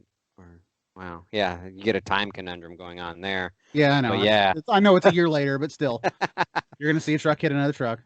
Next up, last pair of round number 1 here, Awesome Kong. I don't know why I call it Army Armstrong. Number 2 qualifier, taking on Jersey Outlaw, the Flying Texan, Steve Kane, my favorite nickname that was really ever given by Richard Leak here, the Flying Texan, taking on Mike Wine and Jersey Outlaw. Jersey Outlaw here is not quite up to snuff in this matchup here, as Awesome Kong, no contest, as Richard Leake puts it, whenever Jersey Outlaw is just left by Awesome Kong right here. Very easy win for the Flying Texan.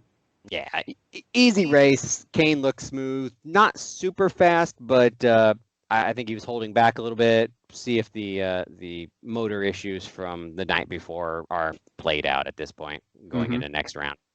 Speaking of next round here is where we get another classic TNT Motorsports moment. Carolina Crusher number 1 taking on Wild Hair number 5. The wall is the story so far. One truck over it, one truck in it.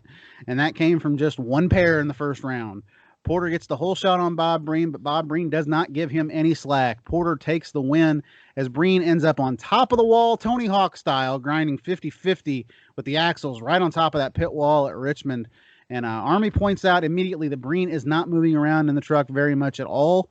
It's always a scary moment when you hear that. We do see the door open. Breen starts to get out. He doesn't appear to be 100% right there. It seems like he's doing one of these. He's stretching out his neck. He's trying to kind of get the feeling back in himself right there. That impact was scary for Bob there. Yeah, I don't know if they had it in the Power Tracks broadcast, but they do an interview with Bob on Tough Tracks, and he mentions he thunked his head on the roll cage and kind of knocked himself loopy. They do that here. They do mention that. He didn't make it all the way over the wall and got the housing stuck, and shows how vastly different it could have ended up for Gravedigger, because it did a lot more damage and it hurt him a lot more. But Bob had another. Army asked him if he's okay, and he says, "I'm fine." It scared him more than anything else, and honestly, that scared me too. You bounce over the wall, your axles dig into that wall, and you go from. They exaggerate by saying 60 miles per hour, but you're still going pretty quick, and you're coming to almost a dead stop at that point. Yeah. So a brutal stop, brutal impact. And I don't know about the Power Tracks episode, but immediately after that, they cut to an interview with Gary Porter. Gary Porter is sitting on the wall with Army Armstrong. Porter just seems like he's been nonchalantly sitting there at the end of the track. So Army starts interviewing him and asking, "Hey, are you trying to make friends with this wall?" And Porter proceeds with, "Yeah, that's exactly what I'm trying to do. Everybody else is running into it, so I'm trying to make friends to stay away from it, basically." We don't get that in Power Tracks. We go right into Awesome Kong and Clydesdale right here. An impressive hole shot launch for Kong. King gets about the perfect bounce here. He knows he's ahead, saves the equipment over the second set of cars. Another very easy win for Steve Kane and Awesome Kong. Yeah, Kane, another straight run. Like you said, easy, and moving on to the semifinals, which we'll get there in a moment, but I think there's some cool stuff happening in the semifinals here. Oh, I agree. King Crunch and Equalizer here, number 3 and number 7. Brand new King Crunch. Scott believes that Scott believes that TNT is the future of monster trucks. I think a lot of people wish that were the case. He explains. Go ahead.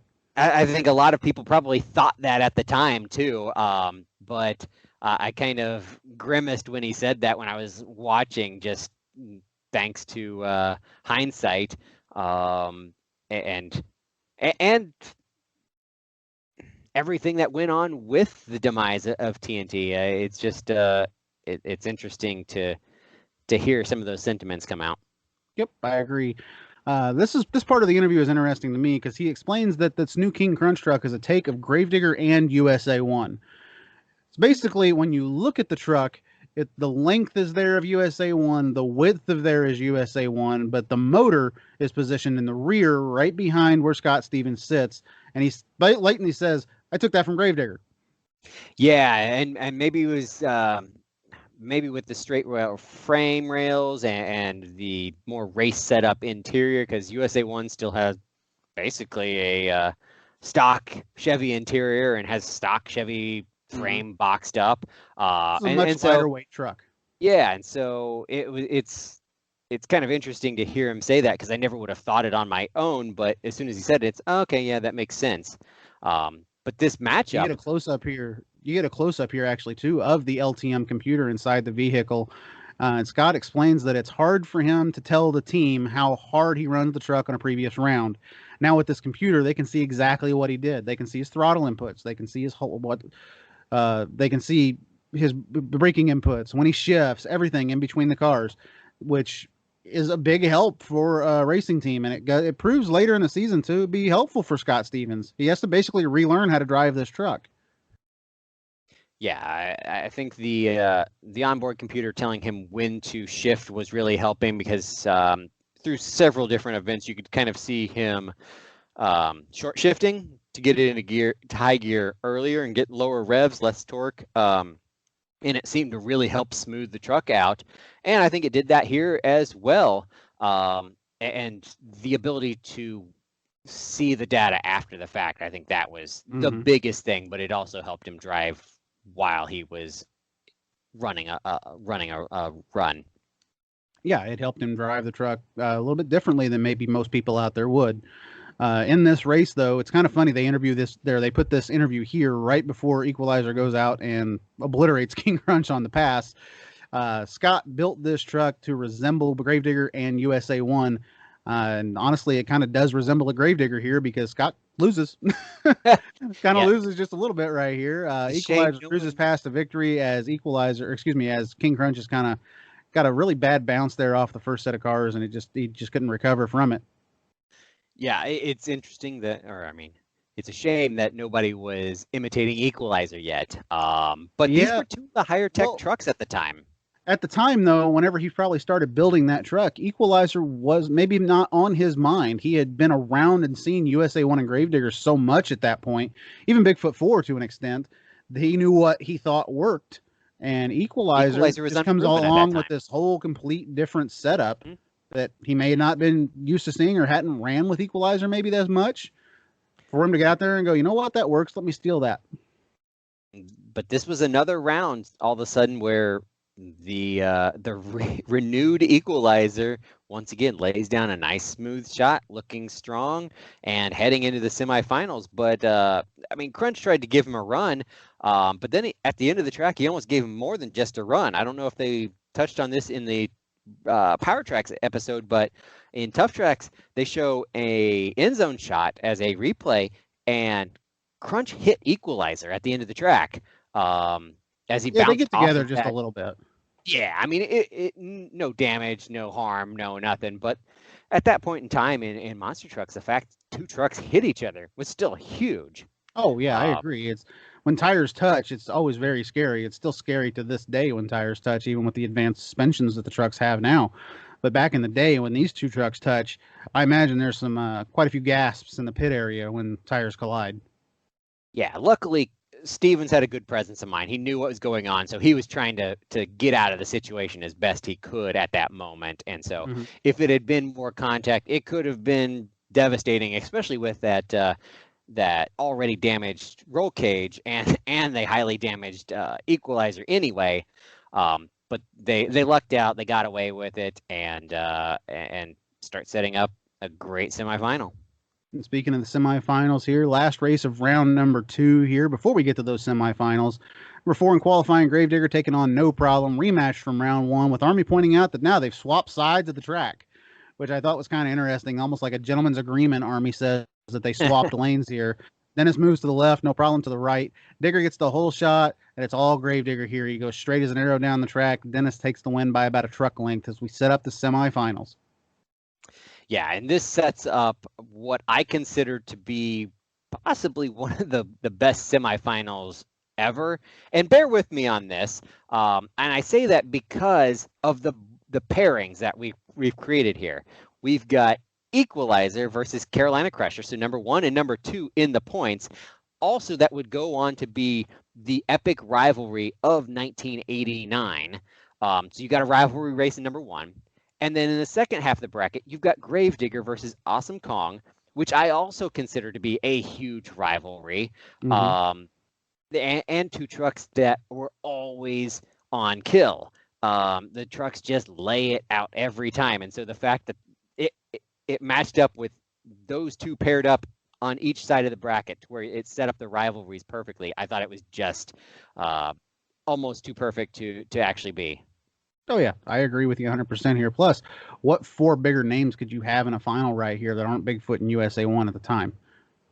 Yeah, that's about the only thing that could possibly be missing. You've got basically what you would hope for if you're a promoter and you've got a lineup of trucks.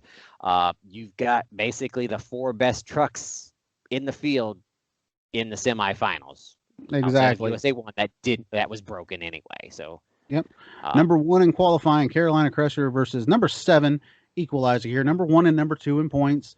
Honestly, after night 1, the crash for Equalizer and the fact that the truck is in the semifinals right now is just astonishing after seeing how much was tore up on that truck. Porter gained quite a bit of points could have gained quite a bit of points on Equalizer here. Had it sat out, we would be talking about a different points leader. But now he finds himself racing the truck only hours ago that was in pieces. The fact that this truck came back from that crash and went strongly to the semifinals. He did not limp through anything in day 2. He went strongly to the semifinals and gave Porter a strong run as well. Mm-hmm. Like he, against almost anybody else, he would have gone to the finals and probably won that as well. And so Morris was after it. Big props to those guys for getting that truck back together to that capacity. Exactly. And one thing I'll point out here, I don't know if Tough Tracks was the same, but in Power Tracks, we don't get a side angle of this race. We get a head-on shot of this race, and we don't get a replay of it at all. It's difficult to see that Carolina Crusher wins. It obviously does win, but it's difficult to see in this head-on angle that we get. I wondered about that in the Power Tracks episode, but in Tough Tracks, actually, yes. And it carries through the entire semifinals, which I thought was the most absurd thing. We get the same thing in the next zones race for both races. It's almost as if they thought, hey, we've got this fancy camera angle. We haven't used it enough, so we're going to use it as the only shot we use. But and for a second, I thought that they might have had camera issues with the sideline camera, but they staged the trucks up using the sideline camera. So it wasn't that the sideline camera was out of commission. I don't know what possessed them. I mean, it would have been fine if I they don't get the ISO camera sideline as a replay or the end zone as a replay like they had been earlier in the broadcast. But yeah, I picked up on the exact same thing, and it drove me nuts because they did it in both semifinals, in the almost the greatest semifinal you could possibly ask for in 1989. The one thing that jumps out at me here after this race is Army interviews Gary Porter, and he asks him, who would you rather face in the final, Awesome Kong or Gravedigger? And he kind of nonchalantly shrugs it off like, I'll take either one of them. We get to the race, though. Awesome Kong and Gravedigger, number 2 in qualifying and number 4. Again, head-on shot here. Very odd to see. Kong gets a horrible bounce between the lanes here in no man's land, and that's where Digger comes from behind, takes the win, sneaks it out on him in that right lane. Anderson is out of shape going to the cars. He lands off to the right, but this time he avoids that wall, by God. He's going to cut all the way across the track and go towards the other one. Dennis got the advantage in this one. Kong had the bad bounce over the first set. Dennis didn't get it until the second set. And Dennis was, I mean, both of them really were all over the track during this race. Dennis was very Dennis style at the end of the track, and he was all over. And the truck was even launched oddly off of the first set of cars, but Dennis still looked good. I mean, it very easily could have been 2 in a row, but the way he launched over that second set of cars, he also could have ended up on the wall again too if he had been just. That's why he probably cut that wheel as hard as he could to the left when he knew Kong wasn't there next to him. We get to the finals here, and one thing that I'm going to point out here is Army Armstrong sure does know how to try and poke the bear. Yes, he does. You caught that too, huh? Dennis Anderson, I'm going to keep it short and sweet. Gary said he's going to thump you in the final. I asked him his preference on who he wants to run in the final, and he said Gravedigger. I'm going to thump him right here in his hometown. Dennis says he might thump me, but it ain't going to be no easy thump. Richard Lee comes back to Army right here and says, Army, I think you're an instigator. I didn't hear Porter say that. And Army, you can almost hear the grin in Army's voice when he says, no, when he walked away from me, he looked back at the camera and said, Gravedigger is who I want. That's funny to hear Lee calling out Army on that, but yeah, that's one of those great calls. Because yeah, Army was instigating, and but he did it very well, and he helped make monster trucks what they are, and so I think that's just amazing the way he always did that. But lining up the finals, we've got an exciting one. Oh yeah, we've got an exciting final. I would love to hear the story of Porter and Anderson as well as Army's take on this whole sequence of events here leading up to this final. I think that'd be a whole podcast right there, just listening to those guys talk about Richmond '89. But anyway, we get to the final. But before that, though, we get the TNT Motorsports Question of the Week, which is brought to us this time by Tim and Tammy Warner, who ask, how do monster truck drivers spend their day before a race? And I wanted to include this here because it's very well said by Richard Leake. He says, well, Tim and Tammy, it's just another long, hard day at work. And as he's talking, you see different drivers and teams and crews working in the background, welding, replacing parts and stuff. And you hear him say, it's just another long day of hard work. They are either repairing their trucks from breakdowns at previous races, or they're trying to work on their trucks to find the right combination that will help them run well that night. It's a day filled with a lot of sweat, sore muscles, and hope for that few minutes of glory on the racetrack. Very well said by Richard Leake right there.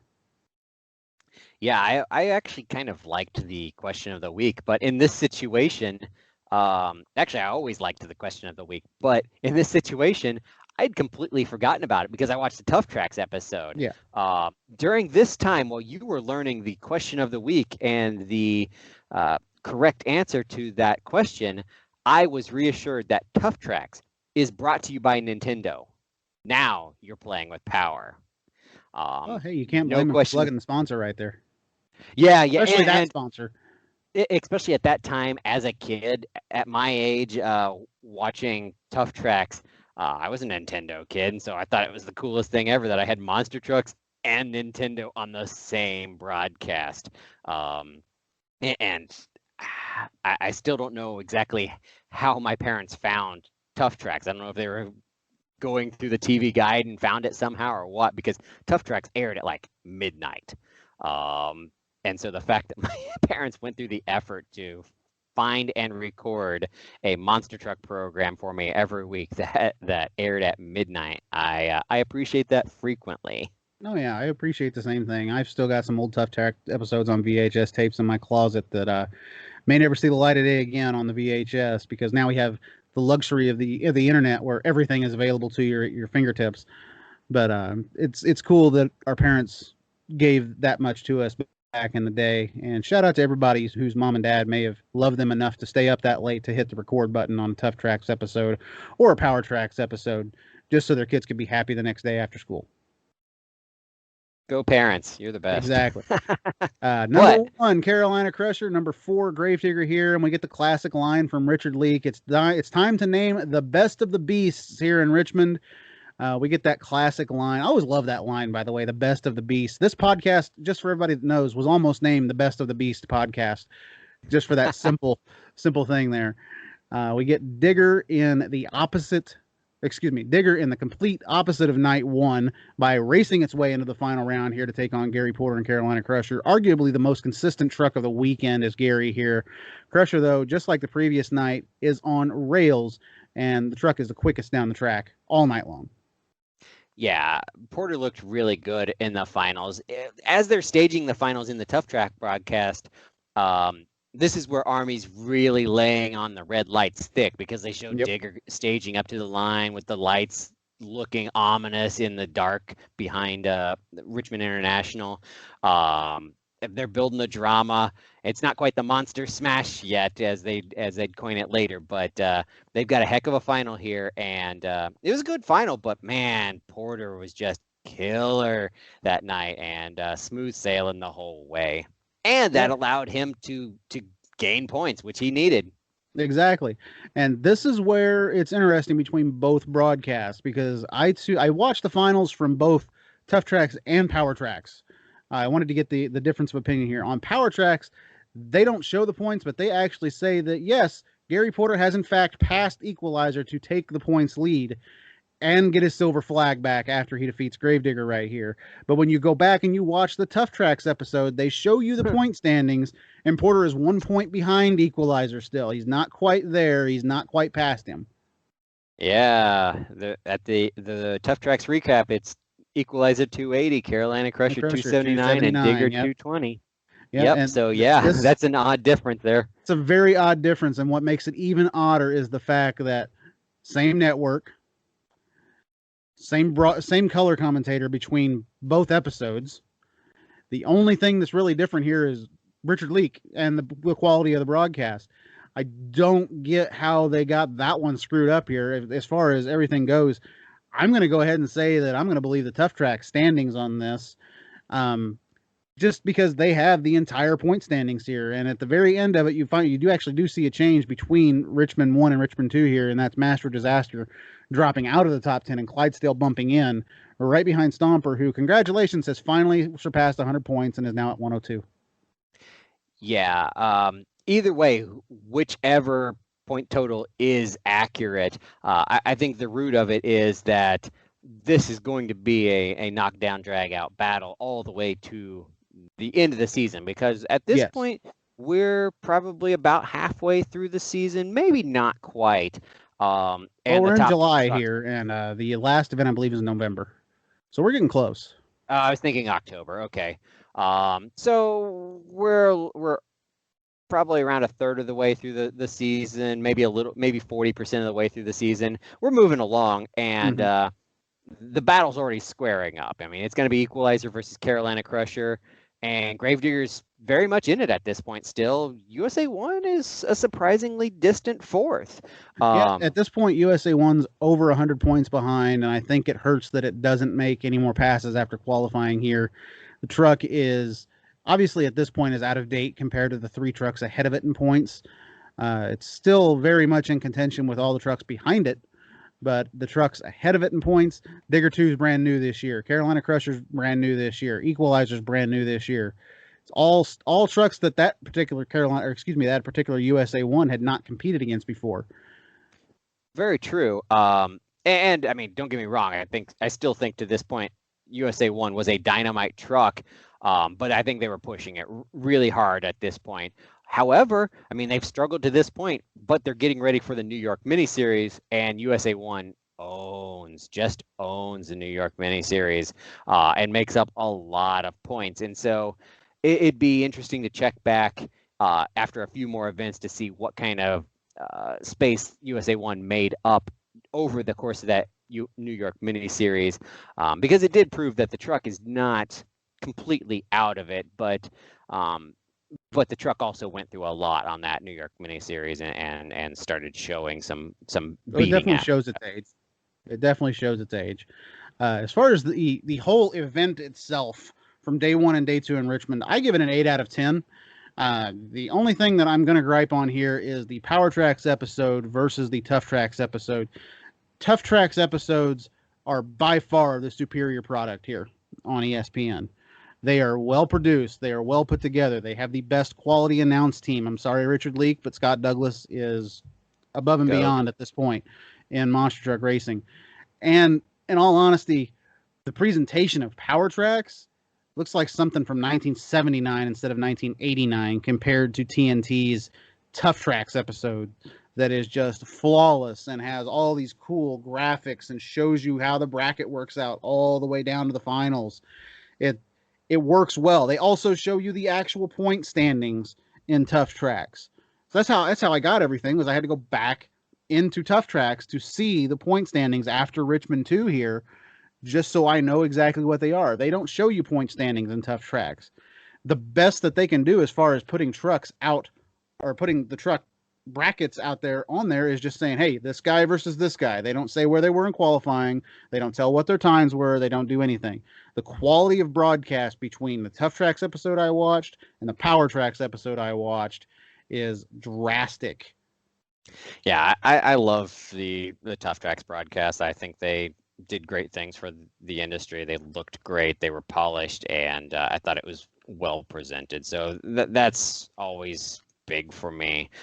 Richmond as a whole, I think it provided a lot that TNT and the broadcast team would utilize throughout the rest of TNT's existence, even into after it was purchased later on in 1990. It provided highlight moments. I mean, you've got a lot of excitement. You've got the close quarters. You've got the crash. You've got the trucks going over the wall. You've got big leaps. You've got all your superstars there. And so I think it was a great series of events overall at a prestigious venue, which I think adds to it as well, rather than being in some random field or something. And so Mhm. all that works together to create a couple great episodes. Something I do want to mention, I think you touched on it earlier, but now that we're at the end of both events, I think you had said something about the silver flag doesn't stick around very long.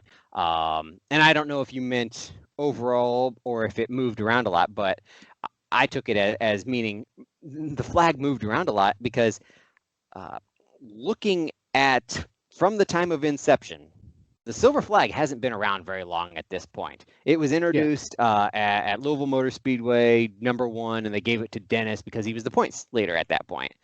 At that point, Carolina Crusher won it in Louisville 1. Equalizer took it in Louisville 2. Equalizer held it in Lima 1. Then Carolina Crusher takes it back in Lima 2. Then Gravedigger takes it back in Richmond 1. And now Porter's got it back for the third time in Richmond 2 after 6 events, basically. Yeah, very true here. Porter is probably the guy that holds this flag the most. #1, because he's the most consistent truck on the tour. And #2, because it's Gary Porter and he's extremely consistent behind the wheel. It's not just the truck being consistent, it's the driver being consistent. And at the time, I think this is as close as you're going to get between a truck and driver being one with one another, as far as I'm concerned on this tour. I really do love the events that Gary Porter puts together here, even though in the New York Mini Series he's not quite as formidable as he is here at Richmond. But in all fairness, I think that if Equalizer is not on this tour, Gary Porter is your 1989 national champion. Just through consistency, if nothing else. Because, I mean, he's pretty much a semifinal truck every night, no matter what. I mean, just running normal, he's going to hit at least the semifinals if he doesn't end up going on to the finals or winning the event. The truck really didn't break a whole lot. Like, he had the electrical issue that they really didn't explain a lot in night 1, but even that was in the semifinals. But the truck just didn't seem to break or anything. It seemed almost bulletproof, which I thought was always admirable about the truck. Even into the 1990 season, the truck just never really seemed to break, I don't think. Yeah, very true. Porter's truck, I mean, you never really saw any mechanical failures other than what you saw in night 1 here. And then honestly, if Porter doesn't have a mechanical failure in night 1, he probably goes on and wins and beats Dennis 2 nights in a row here. Breakout performance here from Dennis Anderson and Gravedigger on night 1. Also in night 2, I mean, Dennis started off this season as the points leader and started to look like, hey, you know what? This guy could be coming back here and coming on strong later in the New York Mini Series, which he does at a couple of events, but it's kind of iffy. Like I remember, was it Weed Sport where he's racing Bigfoot and the motor just grenades in round #1, which is probably when Dennis looks his best, and then all of a sudden, boom, there's all those gremlins right back again for him. But anyway, that's a podcast for another time. It's been almost 2 hours here talking about TNT Motorsportsman, Richmond, Virginia in 1990. Really enjoyed this conversation, Chris. I can't wait to have you on again. I think this definitely makes up for Moto Rock's failure to record.